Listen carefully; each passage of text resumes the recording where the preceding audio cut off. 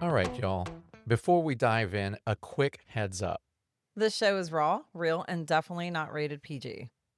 We're talking about adult themes, sexual content, and the kind of stuff you probably don't want blasting through your speakers at work or around your kids. So grab some headphones, pour your drink of choice, and get comfy. Oh, and just so we're clear, we are not licensed therapists, counselors, or sex coaches. Sex coaches, Sex coaches. not sex couches. We're just a couple of people sharing our lives, experiences, and sexy adventures. An ethical non-monogamy. So with that, pull up a chair and enjoy the show. Hello, and welcome to another episode of Beyond Monogamy. I'm Adam. And I'm Pris. And today we are back with another amazing conversation for you all. But before we jump in, real quick, if you love this show, if it's helped you, made you laugh, made you feel seen, or taught you something new, please do us a favor and hit that like, that subscribe button, that share button. And most importantly, leave us a review because those reviews are huge for helping this podcast grow in this lifestyle and the relationship space. Seriously, they make a massive difference. And we appreciate every single one of you who takes the time to do that. Absolutely. Now, with that being said, today we are sitting down with Martha Kauppi. Martha is a relationship and sexuality professional who works deeply in the areas of intimacy, communication, attachment, nervous system regulation, and helping people build more connected, conscious, and satisfying relationships, including folks in alternative and non-traditional relationship structures. Her work focuses a lot on how our bodies, our emotions, and our relationship patterns all connect, and how we can start breaking old cycles and building relationships that actually feel safe, sexy, and sustainable. Yes. So today we're going to be talking about connection, desire, emotional patterns, non-monogamy, healing, communication, and all that real stuff that shows up once the fun part starts. And we're really, really excited to get her perspective, her work, and what she's seeing with couples and individuals right now. Yes. So Beyond Monogamy family, settle in, maybe pull up a chair, grab your favorite drink, and let's welcome Martha to the show. Welcome, Martha. Yes. Thank you, Martha. Thank you for being here. Thank you. I'm so happy to be here. Thanks for having me. Oh, Yes. we are tickled pink to have you. I am very excited. Now I'm going to just dive right in, and I'm sure you're used to that. I guarantee you get tons of questions, but I'm really curious about basically how you got here as far as the non-monogamy portion of it. What originally pulled you into this line of work? That's a really interesting question. So I'm an AASECT-certified sex therapist. So that's my kind of licensing and certification. And when I was in therapy school, which is a master's degree first, and sometimes people go on to a PhD, but when I was in my master's program, I was taking a relationship therapy course, couples therapy, they call it. I don't call it couples therapy. I call it relationship therapy because we're not all in couples. I asked, do you ever work with people who are in consensually non-monogamous relationships or polyamorous relationships? And I asked about this because my brother has been polyamorous for his entire adult life. And so it's just sort of part of my sort of family system. That's an option in life, and it's part of life, and it's a effective, normal, healthy way of being in a relationship. So I asked about it. And as an aside, I also am in an open relationship. So I just thought, let's get this into the conversation. And the professor who I really loved and learned a lot from had a really bad answer, which was, I've worked with a number of clients who are in polyamorous relationships, but it seems like one or the other of them always has a parent who has a personality disorder. Okay, so first of all, let me just frame this up. This was a little while ago. So this wasn't like this year or anything. So there's a cohort effect probably. But I did think, gee, that's an interesting answer. First of all, I'm thinking privately in my mind, I'm thinking about my brother. I'm thinking about me. I'm thinking, gee, I don't want to say my mother didn't have a personality disorder, but still that seems pretty pathologizing to me. Right. That's a really intriguing answer. On the one hand, I was excited to hear that he had worked with people in open relationship structures. And then on the other hand, I was like, well, that's an interesting conclusion to come to as the thing that you bring forward first. It's kinda like a rainy So cloud hanging over, you know? Yeah. it's just a pathologizing frame, Mhm. really. Like, Yeah. wow, some sort of psychopathology leads to this way of being. Mhm. And as a queer woman, I'm used to that kind of thinking, like, Mm. why are you gay? Why are you queer? Yeah. Probably you were abused by your father or abused by your mother or in love with your mother or hated your father. I don't know. And the truth of the matter is, there's absolutely no evidence that there's any kind of psychopathology going on with open relationships or with being queer. So, anyway, this is how I got interested in this as a research subject. Like, I was Mhm. like, okay, if that's sort of the common thinking around this from somebody who's pretty open minded and he's working with people in open relationships, he's willing to, he's open to it, he's in the conversation. This is great. And that's the first thing. Then obviously we need some more data. Yeah. I need to, right? I need to Yeah. be able to train some therapists to be able to do a better job with this, basically. So I did my research as part of my master's program in polyamory. I was specifically looking for how long are people's open relationships and what happens with the intimacy in an open relationship when you add another partner.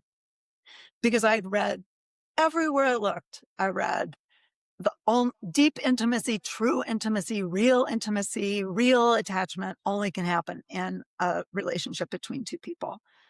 And I was like, well, that's abundantly, obviously not the case because I'm living it. My brother's living it. So somebody's missing something. And maybe it would be good if we were part of somebody's statistics. Yeah. So that's how I got started taking it to the next level beyond just, I want to be a therapist who works with open relationships as well as every kind of relationship, but I want to be a therapist who also knows something about it beyond my own personal experience and what I can read.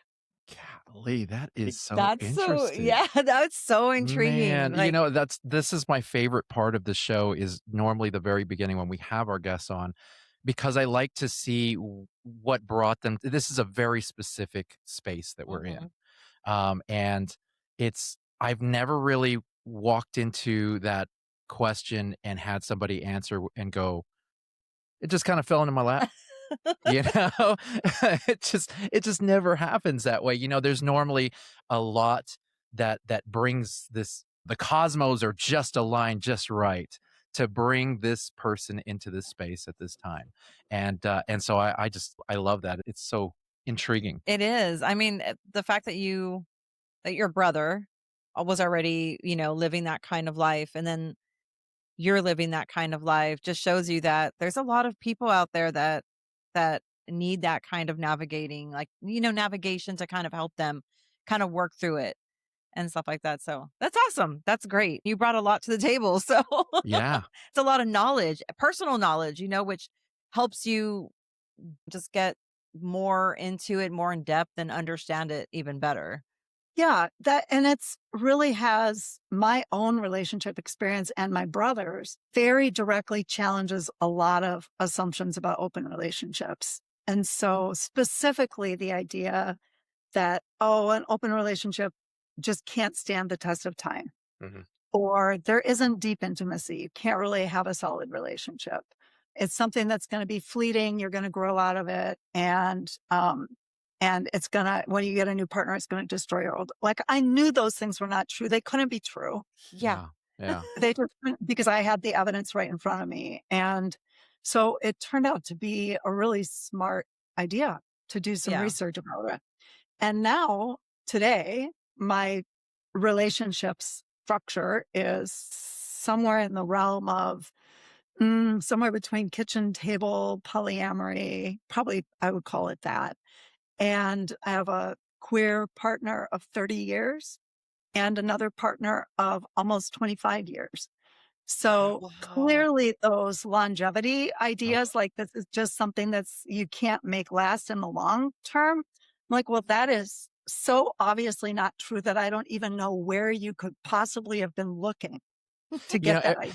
I mean, monogamous everybody relationships, period, yeah, well, have everybody thinks that they're an expert. yes, You know? yeah, that's It's for the same sure. we had a tax business, and it seemed like everybody that came in to get their taxes done had a friend who was an expert, and they knew Right. everything, and it's no different here. You know, we create, we have our podcast, but we also create content on Mhm, TikTok, and we try to educate as much as possible just from our experience, and everybody just knows mhm, that open relationships and polyamorous relations they just don't work. You can't last more. It just doesn't have it. yeah. And I've heard this over and over again, and I just don't believe it because I am an old school lover of love, and you know I have always been that person that I just I love love, and I love when people get to experience that, and I don't believe that you know, it's one person with one person forever, you know, and sometimes it works for certain people, but Mhm.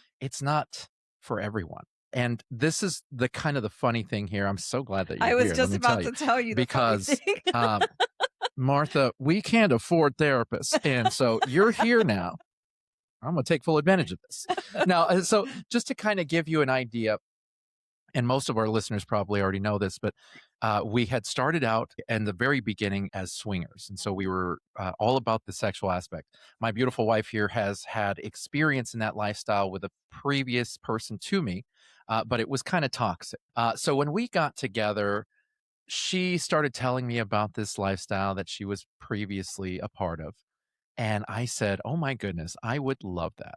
That sounds great." And obviously, as a what a 28-year-old, Yeah. I was like, "Are you kidding me? I can have sex with other women." You know, it just seemed very mind blowing of an idea. And then as we got into the lifestyle, and I started realizing that there was less emphasis on experiences and more on connection, Mhm. more on friendships, more on relationships in just the sexual portion of it. As time went on, we had friends of ours say, "Well, we're poly." And I said, "Well, what is that?" And so they explained to me very, very rudimentary, but they basically said, "Well, we're married, but we date others outside of the marriage." Now I know that there's way more to it than that. Yeah. That was really kind of dumbing it down. But for somebody who didn't know anything about it, this sounded enticing to me because I feel like I have personally a lot of love that I can share. And I know that like I love my wife and I love her in certain ways that I don't I know I couldn't love somebody else with, but that doesn't mean that I can't love them as well. I love all of my friends. Like I love them. So we decided to try poly, and we were polyamorous for 5 years. Mhm. We went into it with no real help as far as guidance. We did our best to find information as much as we could. We tried to talk to people about it, but a lot of times when you ask people simple questions, they start going, You can Google it. You don't need me. You can Yeah. Google this." Yeah. And that's kind of And everybody has their own way they of do. polling. Like you had mentioned earlier, kitchen table, right? A lot of people do not know what that is. And so when we first got into it, I was like, yeah, I don't think so. We really can't do this. This is not my I'm very territorial. Yeah. And so I was like, there's no way this can work. And we tried it, we did it, and it it wasn't for me, you It know? really wasn't. And so out of this 5 years that we attempted, and we did it together and we did it separately. So we dated others as a couple, Mhm. but we also dated others separately as individuals. And I was relatively successful. I was able to find connections. My wife is a bit more selective than I am though. And so it was a bit more difficult for her to make connections. And not to mention, she just really wasn't enjoying it. Mhm. And so that's where we understood that we weren't communicating properly about this whole thing. And one day it came to a pass where she basically said she didn't want to be poly anymore. And I'm okay with that because my relationship has always been my number one priority. Mhm. Now, I just gave you a lot. I know. But I promise you I'm heading somewhere. With all of that being said, we decided to focus more so on the sexual aspect of it, and basically told her, I said, "Look, I need connection. I am not transactional. I cannot just go out and have sex with random people. I wanna like them. I wanna have a connection with them. I wanna have some sort of relationship with them, even if it's not romantic." And so we've been exploring and have adapted the friends with benefits to our repertoire, and it works for us, and it works very well for us, and that's where we're at. But I always found it very interesting because in this world, everybody just figures, well, you're non-monogamous, so that means you're swingers, or you're non-monogamous, so that means you're poly. Like, we get asked these questions, and it's like, Mhm. well, yes and no. I mean, and so then we have to explain everything to them as far as the different branches of non-monogamy and that sort of thing. There's a lot of ambiguity over what this is. And I'm curious, I mean, you have such great knowledge about this. As far as polyamory is concerned, as far as the romantic aspect of it, first off, what is the biggest advice that you would give somebody who's new Mhm. or considering the romantic aspect of polyamory? Let me see if I can answer the question you're actually asking here. So, one of the challenges of going from swinging Mhm. to so the distinction I would draw here is to a form of consensually open that involves romantic feelings. You might call that poly, you might call it friends with benefits. I don't care what you call it, but there's a distinction because swinging doesn't always emotions. It does always involve sex. So a form of consensually open that involves sex and emotions is a real shift. Mm. And it's going to present some challenges probably along the way. And you are going to learn some stuff about yourself. And you're probably going to learn some stuff about your partner as well. So That's for here's sure. where, right? Yeah, I wish everybody could find the support that they need when they need it. Mhm. And that's why I train therapists. Primarily, what I do is train therapists to work with sex issues, including consensual non monogamies.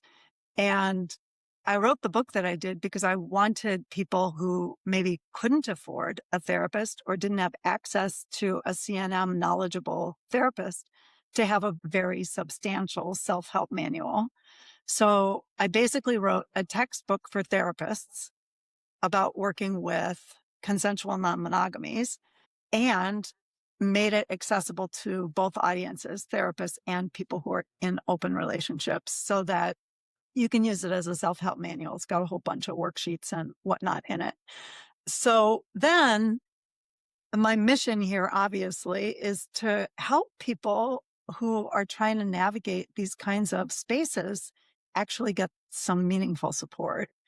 And I like having the opportunity to tell therapists what I think they need to know in terms of how to conceptualize a case, how to break it down, how Mhm. to think about the skills that go into your open relationship, how to think about the challenges that you're seeing instead of just thinking you have more than one partner, there's your problem.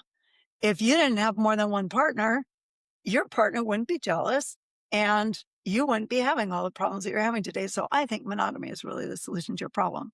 And my thought is, well, that's pathologizing and it's extremely limiting and it's going to lose you the client for good reason, right? Mhm. Mhm, mhm. Mhm. So let's try to help therapists and coaches be resourced to do a little better of a job than that. And most importantly, let's help people who are navigating difficulty in their relationships get the support they need. So to just sort of put all of this together, when you think about me as a trainer of therapists, therapists by definition are seeing people in relationships that are having some challenges, whether they're open relationships or whether they're monogamous relationships, whether they're polyamorous, no matter how they're defined and no matter what they look like behaviorally, they're having challenges or they wouldn't be asking for help. So it makes some kind of sense that therapists are like, I don't think that can ever work because I've never seen it work. And Mm. Right. that's where I feel like you come in and I come in to say, I've seen it work. Yeah. I'm a good example of Yeah. seeing it work, right? Mhm. So when I start breaking it down, like trying to figure out, okay, I'm working with a couple or a throuple or a quad or whatever, and they're having this particular challenge, I want to try to break it down to understand where's the struggle, where are the growth opportunities for all partners involved, because the solution is not have a whole different shape of relationship until the clients decide, actually, it's not for me. And that's where I really want to just bow down and say, Pris, you're brilliant to be able to figure out what's true for you and say it. I think that's tremendous. Good job. Thank you, thank you. A I mean, lot of people have a hard it was hard. time. Yes, it was very hard Yeah. because although I know that my husband loves me and I know that we have a family, we have a relationship, it's very like, "Ooh, is this what he wants? Is this really what he wants to do? Is this gonna break us or whatever?" And so I had to sit back and be like, "Oh, well, I mean, whatever happens, we're gonna have to navigate through that." And Was news to me. So she told me afterwards, and I've always told her, I said, "Look, if at any point, whether it's swinging, whether it's poly, whatever it is, Mhm, if at any point you are uncomfortable or you don't wanna do this anymore, or same with me, all it takes is one of us to say, 'I don't wanna do this anymore.' And no questions asked, you got it. yeah. Like, we're walking away from it. No questions asked because this is more important to me." And so we've always said that. And so when she told me afterwards, after we worked out everything, she said she didn't want to be poly and we had conversations over it. She said, I was really worried Mhm. that this was going to be the end of our marriage. I, Because you never know, like yeah. And that's what, and I was like, I was blown away by this because me personally, I was like, I yes, I am non-monogamous in my heart. I am by nature. I've felt this way since I was middle school, high school. This has always been something in my life. But for her, I would give up anything. You know what I mean? And so that just I didn't realize it was that serious until we had conversations about it. Now, the great thing about our time in being polyamorous that we didn't have this when we were swinging, but when we became polyamorous is where we really learned how to communicate. Mhm, Um, we thought that we knew how, but as we went along, we started realizing, no, like we were on the surface communicating, but there was a lot of uncomfortable conversations that needed to be had that we weren't having with each other. mhm. And that's when we get the same old question all the time. And I'm sure you've heard it before, how do you guys make it work? And it's like, well, communication all the way, you And know? yet, communication is one of those words that doesn't quite have a definition. So, can I unpack what I think it Please. actually Yes. entails? Yes. Yes. Because I think it can be really helpful to break it down a little bit and figure out where exactly you're struggling. Because communication is just, it's a very nebulous concept. So I'm going to break down what I call differentiation, which is a little basket of skills that enable relationality, including your ability to have a difference of opinion between two people and handle it well. So the first piece is to be able to look inside yourself and figure out, what do I think, feel, want, prefer, believe, separate from what anybody else might want me to think, feel, believe.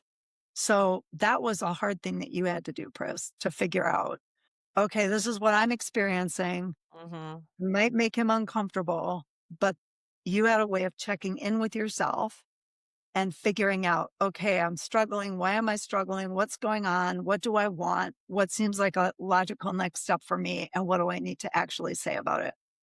So the first part of that is the look inside and being able to have that kind of honesty, self connection moment where you can figure out what's actually true for you. Some people really struggle to do that. mhm, So that's the first piece. If you can't do that, you're not really going to have much luck opening your mouth and saying it to somebody else. So first you have to do the internal piece. Then the second thing is to bring that forward.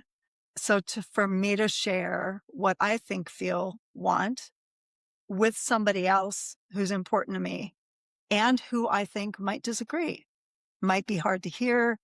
If I have something to say to my partner, Joanne, I'm wondering how is she going to receive it?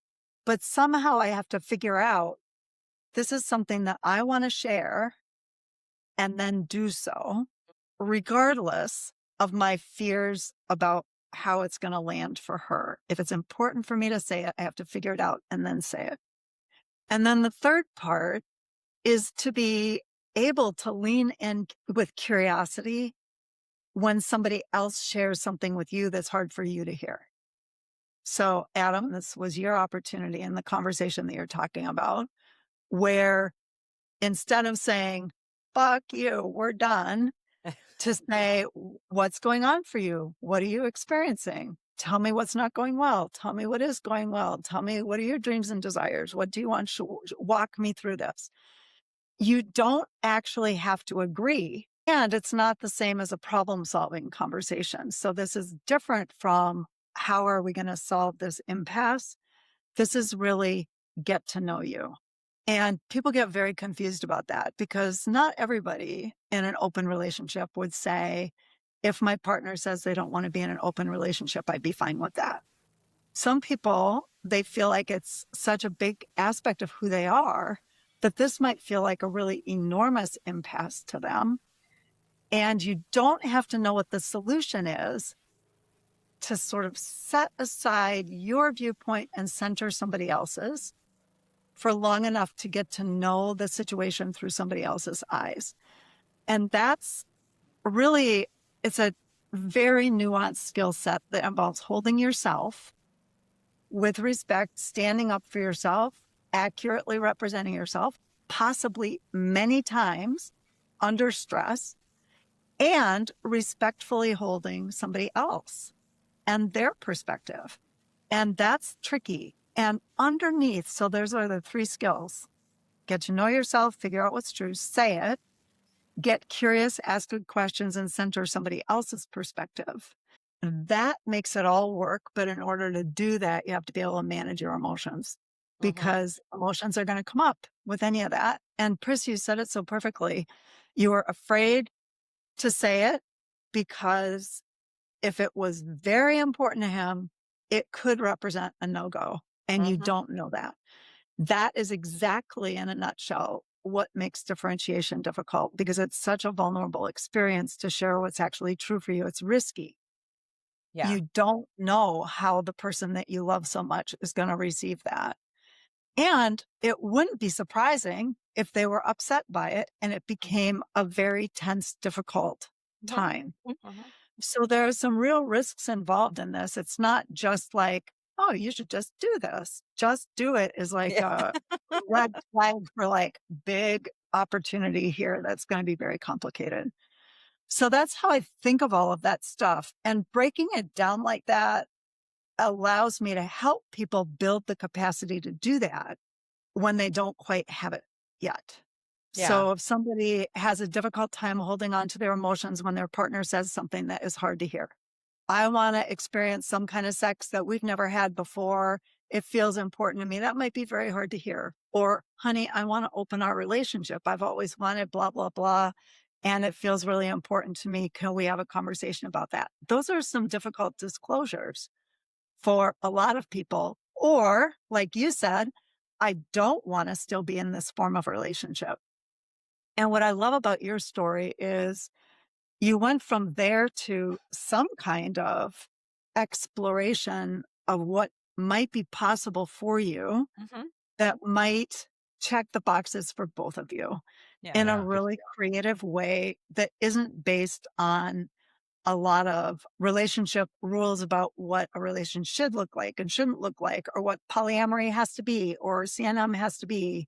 Instead, starting from the real humans that we're working with, what do you like and hope for and want? And what lit you up about this? And what was hard for you about this? Same questions for you. And then beginning to look from the place of desire. What would you like instead of what didn't you like? What can you learn from what you didn't like about what you do like?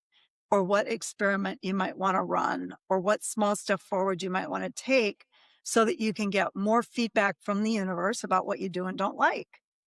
This is something that if like anything, if you've never experienced it, you're going to need to experience it a little bit to learn what's Mhm. actually true for you. How could you have ever known that it would be hard for you to handle polyamory in some very particular ways if you never had the experience of Yeah. your partner having Mhm. romantic connections with somebody else? Yeah. Yeah. No, that's And we've always said that too, yeah. it's like, well, at least we've had and when I bring up polyamory, she's like, "Oh, not the P word," like even after it's been 6 years since we stopped, and it just still kind of leaves a bad taste in her mouth. And we can joke about it now, Yeah. but it's kind of like, well, if to me, our poly experience was very positive because we got to learn a lot about each other. We got to learn a lot about our relationship. Mhm. And frankly, after that, when we stopped being poly, is when she realized that she could really trust me. Like she could And, always like, the trust me. communication definitely is way better because of the way I'm thinking now. Yeah. Oh, we're gonna have these uncomfortable conversations, and we don't always agree. But if you have them, at least okay, well, this is where he's at or this is where she's at, and it's figuring out how to navigate through that. So, that's It's amazing. it's work. It's work. And I will say that since we stopped being poly and as we've gone along and now we're entertaining more of a friends with benefits kind of thing. I've sat back after in the past 5, 6 years and I've gone, I if I have the opportunity to be poly again, I don't think I'd want to. And primarily because I'm exhausted. I'm exhausted. And I'm putting everything I have into this primary relationship, and it was something I noticed right before she said she wanted to stop being poly was I was getting exhausted because I put everything I can into every relationship that I have. As far as romantic relationships go, you get as much of me as I can give you.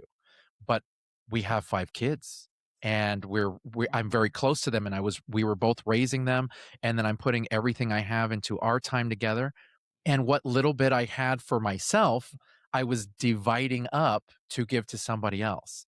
And it just wasn't it wasn't It was enjoyable hard. It was in hard. that fashion. Yeah, Yeah, and so I can't do it.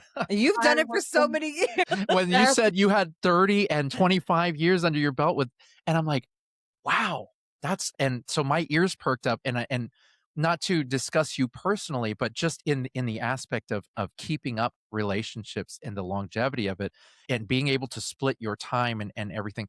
What could you advise on that? well, I don't have 5 kids. That's fair. Smart.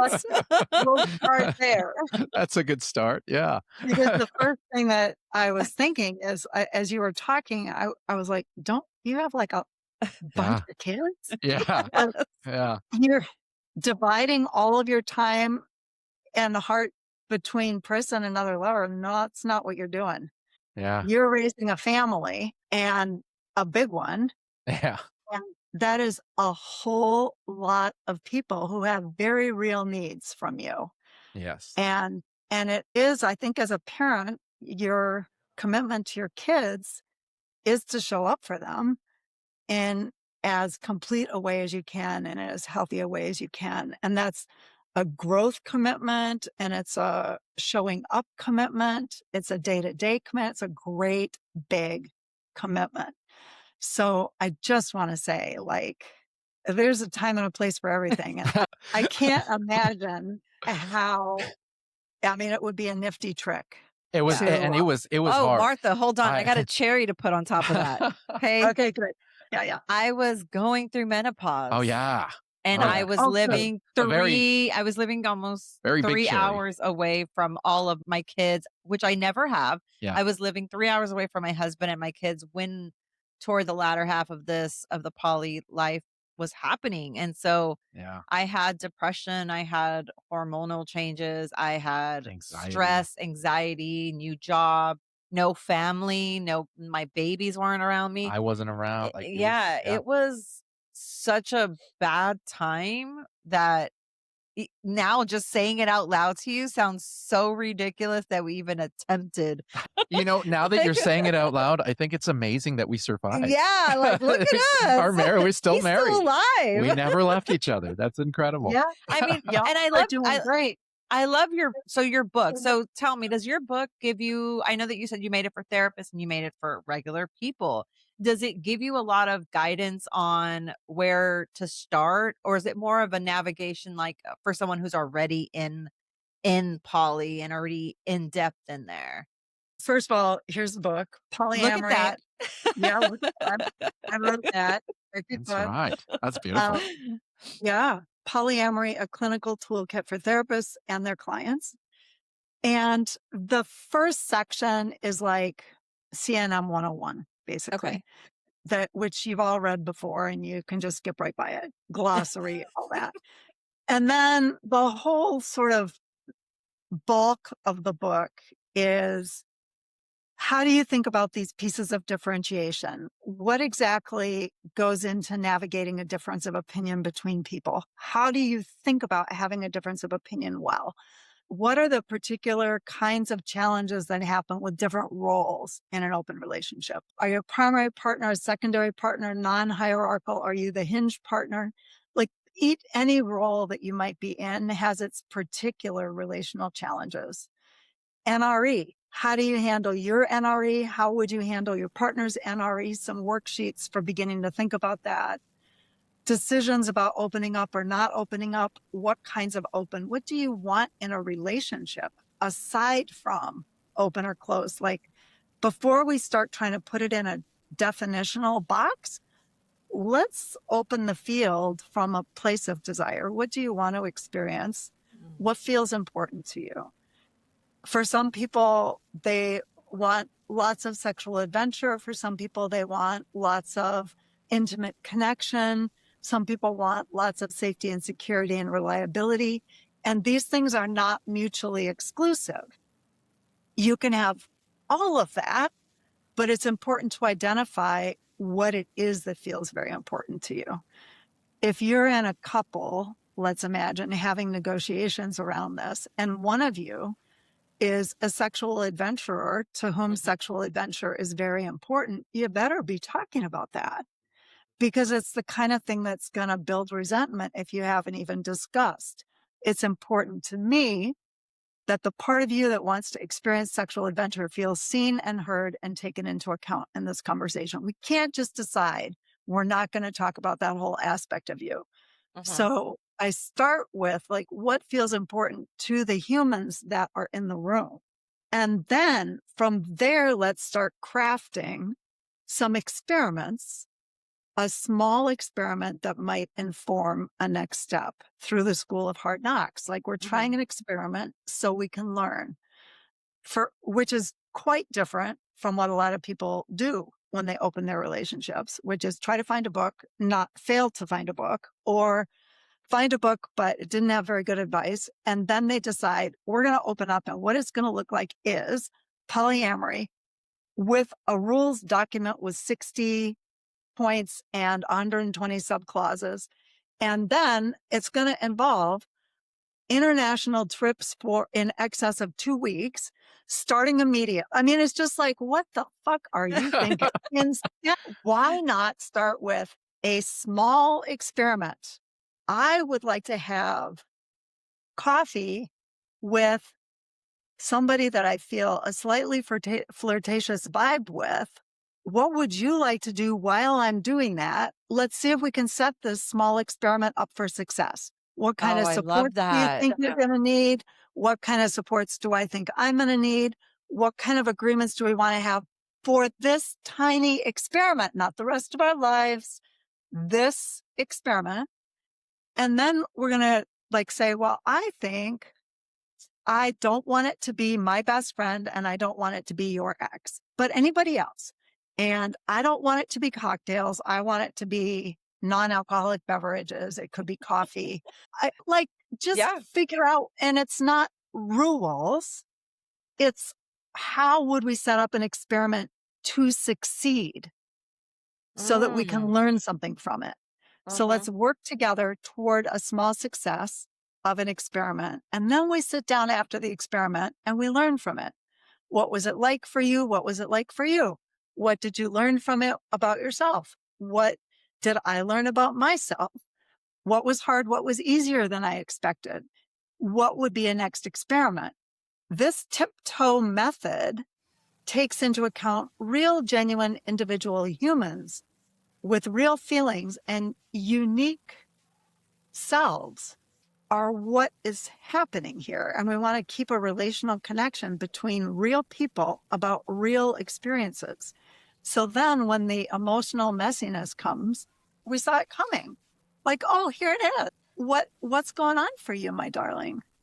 What's coming up? Why does it feel important? What might make it easier? What kind of care can I give you now? What kind of care can you give you now that's going to help you feel supported in this moment?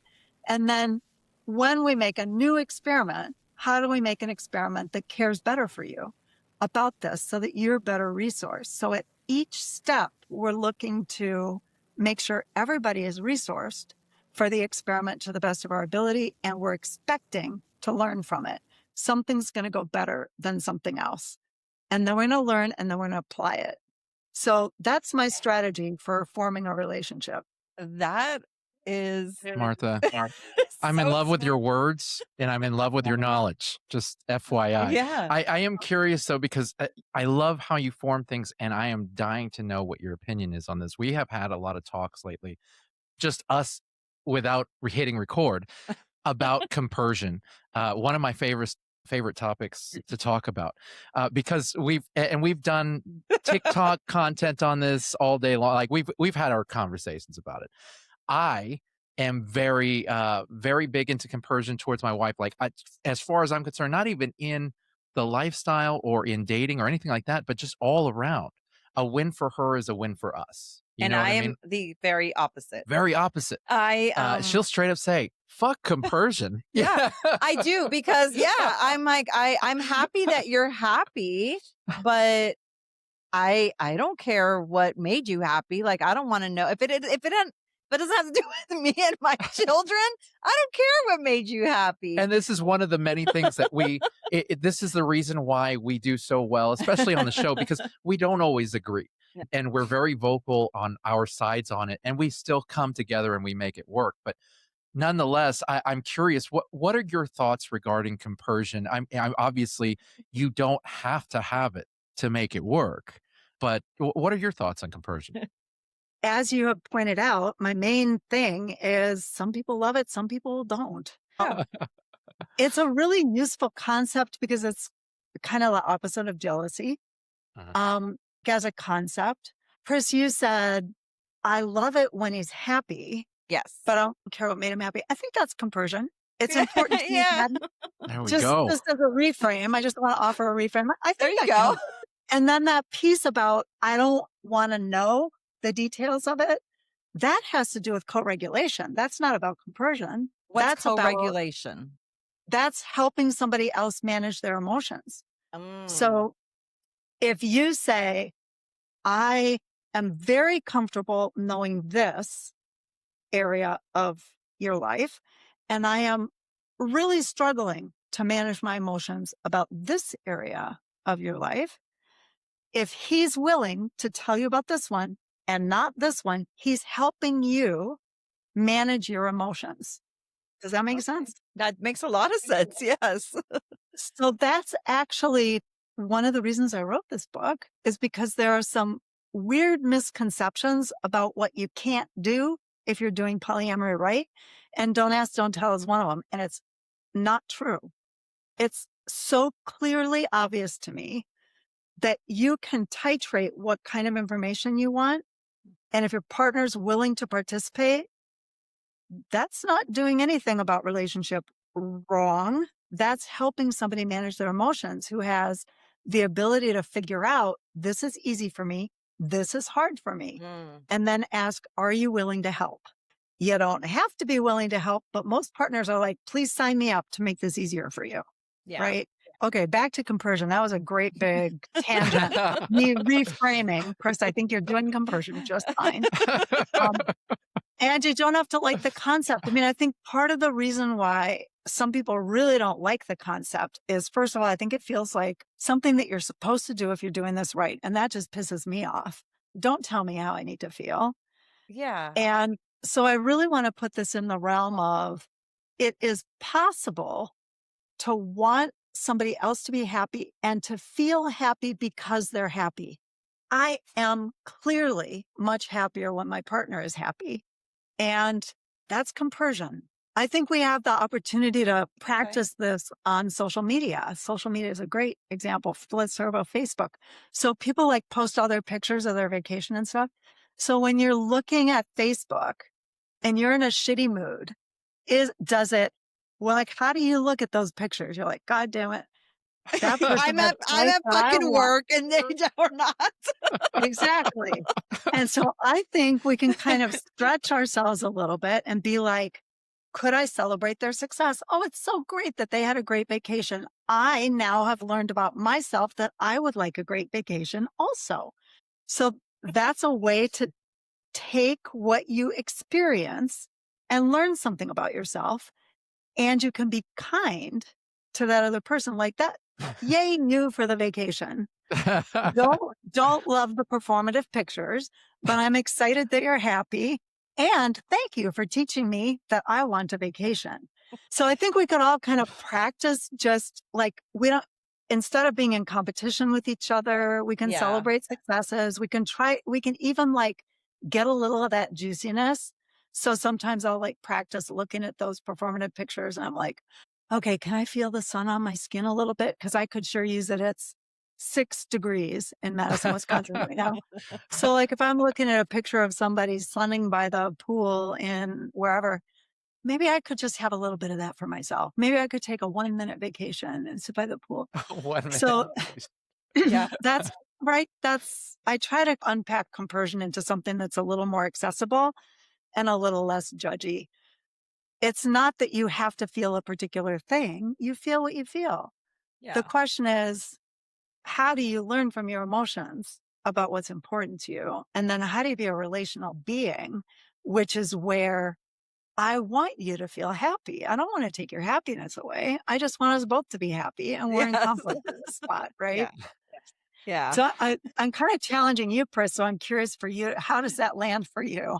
It makes a lot of sense. No, it really does. It makes a lot of sense. And it's funny because he has to remind me every now and then. Actually, recently, he's like, my wins are your wins. Your So, wins are not like, my wins. we'll be somewhere and I'm a very very mean. pretty woman will show interest in me. And you have to understand that before we started, 14 years ago, the Adam previous to that had very low self-esteem, actually up Yeah. until a couple years ago, very low self-esteem and just never felt wanted outside of my lovely wife here. And, I've had an abusive childhood. I never felt like love from anybody. I never felt wanted from anybody. And so now I'm starting to get that and I'm starting to have these very attractive women show interest in me. And I'm like, how awesome is that? And she's like, yeah, it's pretty damn awesome. Why don't you go take a walk outside for a little bit and bring it down a notch and then come back inside. Maybe we can have a conversation. It's like, He okay, I gotta I'll tell try you, that. he is very sweet. He has to remind me, he's like, remember, my win is your win. Just smile. Just I'm don't I'm a be very nice. And I'm like, I okay, reframe fine. everything for the positive. And Yeah. so I'm overly positive because I'm one of those believers that positive thinking And I'm yields the one positive behind results. him just doing the Yeah. And she's like, Well, "Ugh, I know you and your stupid positivity." And I'm like, well, that's not very positive. But I'm just gonna take it this way that you really love my positivity. Well, I'm learning. I'm even now I feel like I learn different ways of understanding and navigating through this relationship. So yeah, I guess I do have some compersion So sometimes. but it's funny because when she told you, she said very specifically, and I didn't want to interrupt, but I'm gonna throw this out there. You said, "Oh yeah, I love it when he's happy. Yeah. I just don't want to know like who made you happy." Yeah. Actually, so she loves when she makes me Yeah. happy. I And cuz we had a whole conversation about this about a week ago. She said, I love it when I make you happy, but when you are happy from other people, I don't want to know about it." I I would mean, I rather it be ask me to him and make he'll you happy. tell me, but then I'm like, I shouldn't have asked. I really don't care. I really don't care. It's okay. Yeah.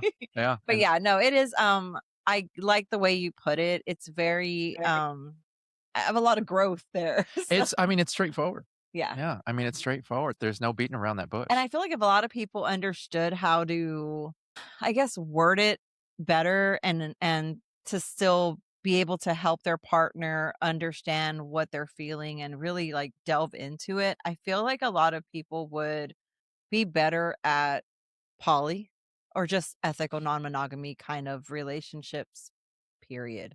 Like just that, Agree. like just, hey, okay, so that didn't make you feel good, but let's talk about why didn't it make you feel good? I ask myself those questions when I'm feeling super territorial about something. And I'm like, okay, well, why? Why is this person that he's having a conversation with making me feel like that? That person's not talking to me. Like, what is it about them? And if I do a little digging, I'm like, oh, okay, I get it. It's whatever, whatever trauma I had previous to this relationship is bringing up is coming up because of this. So it's a lot of She's grown a lot I over have. the just in the time that we've had the podcast because we get to talk to wonderful people like yourself who reshape these Yeah. words to where they sink in, and she's like, "Oh, okay, I didn't think about it that way." Yeah. And so that's why I'm lucky because she takes away so much from a lot of the people that we talk to. Now, Martha, I will say you have a wonderful way of putting things because It's so easy to understand. well, Like you oftentimes you talk to a therapist and you get very wordy answers that we kind of sometimes have to dissect. And that's not the case. You put it very cut and dry, and I love it. I really enjoyed having you here. Now, before we wrap up, I would like to talk about what you got going on because I saw that lovely book, and I will say I am gonna rush out of I'm here and go downloading it actually get it. today. Yeah, I'm gonna be reading your book here Yes. immediately, and I recommend that all our listeners do so. But if you could just get into what you've got going on right now, Yeah, what's in your world? what's in your world? So much, so much, so much. I train therapists to work with sex issues, and consensual non-monogamies is a part of it. And for that, for therapists and coaches and other care providers, I have an online course, I have a consulting group, I have a book. And for therapists and coaches and care providers who want to get better at working with sex issues generally, not specifically non-monogamies, I have all kinds of trainings available. And I have a new podcast called Untangling Intimacy, which is a conversation between me and Dr. Sky Henry Smith, both of us sex therapists. And we're talking about various aspects of sex and sexuality from the viewpoint of the therapy room. So it's, I think, of particular interest to therapists, coaches, and care providers who might want to get better at working with sex issues. But I also think it's relevant, especially as it goes on over time. Now, there's only so long we can talk about why you would talk about sex and therapy. Pretty soon, we have found ourselves talking more and more just about various things, like how do you want to unpack issues around consent? How do you think about this? How do you think about that? What about desire discrepancy? How about differences between sex partners, differences of opinion of all kinds? And I'm sure at some point we'll be talking about non-monogamies as well. That just recently came out. We have a new episode every week, and so far only 3 of them are out, but you can check that out as well. Wow, and a new episode every week. You know, from a person who puts out 2 episodes every week, I can tell you that is exhausting. I ran out of topics in my 4th week, and Oh, well, we've had when it for we're a while. yeah. When we're Yeah. talking about sex issues, we are never gonna run out of topic. You're never gonna I was gonna say you're never gonna run out. Yeah, Yeah. we finally figured out just how we could keep it fresh, and things started coming up Yeah. immediately. But yeah, by the 4th week, I was like, "Yeah, I'm done. I Well, don't I'm know if we super could do excited. this." That's a lot going on and a lot of information that's at people's fingertips. So Yeah, we're yeah. definitely gonna put all of your information on our Yeah, website. it's gonna be on our website. We have a guest bio that you'll be featured on, and Mhm. all of the information that everybody's gonna be looking for will be there, as well as our show notes. Yeah. Yeah, Martha, this has been an amazing conversation. I really enjoyed it. Thank you so much for coming on, for sharing your perspective, your work, everything that you're seeing in the relationship space right now. Yeah, seriously. I mean, I grew a little bit and I loved it. So I know that our listeners are going to enjoy everything because They like to listen to me being, like, called out. I enjoy it myself. I'm going to say, for everyone listening, if you want to connect with Martha, learn more about her work, or follow what she's doing, you can find her at her website. That's www.marthakauppi.com. Now, that's going to be in our show notes as well as right here. You'll be able to see it pop Yes. up if you're watching us. Her Instagram as well. Actually, it's www.instituteforrelationalintimacy.com. Oh, It my used to be apologies. Okay. Yes, Okay. I it have used old to be information. marthakauppi.com, which forwards to Institute for Relational Intimacy, but Institute for Relational Intimacy is my URL. Okay. Alright. Well, We're gonna that put that. I will update There that. you So I'll be go. sure and have that to where that is the first thing to come up. All of any socials, anything like that, we will have listed on our social medias as well as our website. So you can find it there on the Yes. show notes as well. And Beyond Family, remember, if you haven't yet, make sure you check out our website at www.beyond-monogamy.com. That's where you're going to find all of our episodes, audio and video, our blogs, guest bios, merch, and the full event calendar showing you where we're going to be every month. You'll also find our Beyond Monogamy confessional there. It's 100% anonymous because I know you guys are very afraid to ask your questions and have your name attached to it. There is no way to be found out. You can submit your stories, experiences, questions, lifestyle situations, or even just life stuff. And we will read it and discuss it. And if you say it's okay to talk about it on the show, we will absolutely talk about it on the show. Yes, yes. And don't forget that you can also hear us on fullswapradio.com every Thursday at 2 p.m. and 7 p.m. Central. Yes. And one more reminder, if the show brings you value, please help us grow in this community by liking, subscribing, sharing, and leaving us a review. It really helps more people find this show. Yes. And we appreciate it more than you know. Yes. And with that, we will see you guys next week. Bye.